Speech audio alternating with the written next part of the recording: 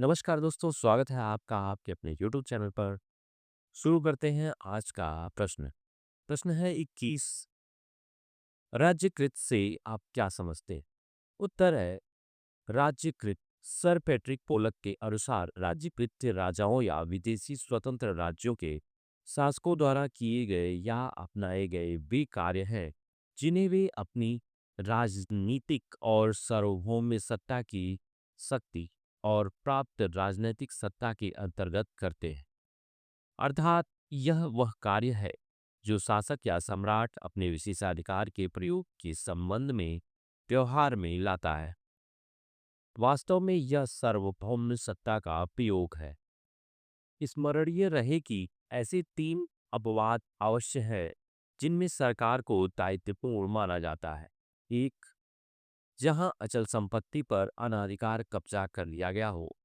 दो, जहां कानून द्वारा कर्तव्य भार आरोपित कर लिया गया हो। तीन, जहां यह सिद्ध हो जाए कि राज्य कर्मचारी द्वारा किए गए अकृत्य से सरकार लाभान्वित हुई। अगला प्रश्न है प्रश्न 22। हेतु से आप क्या समझते? उत्तर है हेतु। कोई कृत्य बुरे हेतु से किए जाने के कारण गैरकानूनी नहीं कहा जा सकता।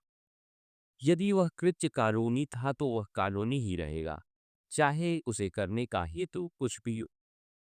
इसी प्रकार यदि कोई कार्य गैर कानूनी है तो वह केवल इस कारण कानूनी नहीं हो जाता कि उसे अच्छे हेतु से किया गया है। किसी कृत्य में महत्व कार्य का होता है, हेतु का नहीं। विधि शास्त्री सॉलमन ने हेतु को एक दूरस्थ आशय बताया है जो शीघ्र प्रकट न होकर वर्ण पृष्ठभूमि में पड़ा। सामान्य रूप से यह निर्णय करने के लिए कि कोई कार्य अपकृत्य है या नहीं, हेतु असंगत माना जाता है। अगला प्रश्न है असंभावी घटनाएं क्या है? उत्तर है असंभावी घटनाएं।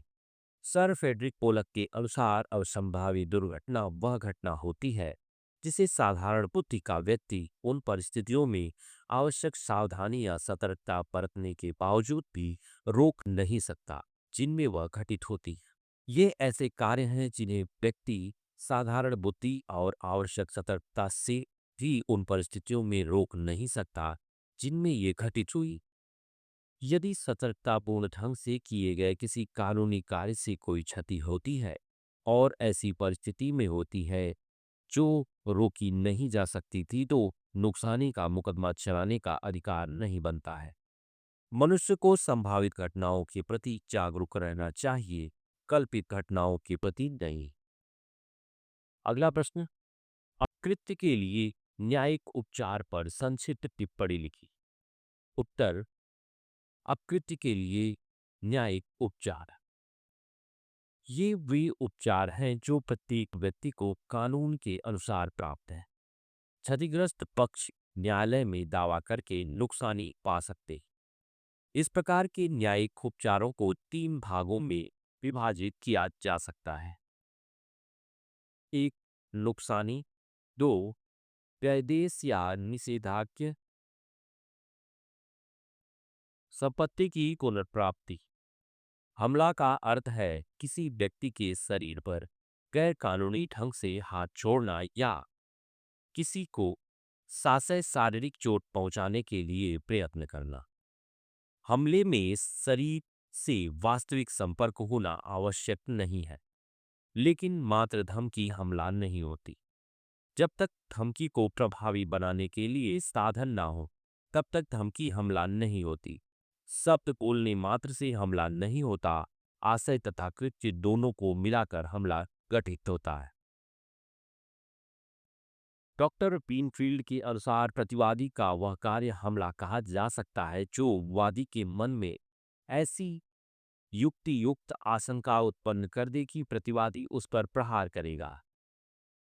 इसी क्रम में सर फ्रेडरिक पोलक कहते हैं कि सभ्य समाज में व्यक्ति की शरीर की सुरक्षा प्रथम आवश्यकता है। कानून केवल वास्तविक आघात और हिंसा से ही रक्षा नहीं करता, वरन प्रत्येक शारीरिक हस्तक्षेप और अनुचित रुकावट के विरुद्ध भी रक्षा करता है तथा उपर्युक्त किसी कारण से उत्पन्न होने वाले भय से ही बचाता है।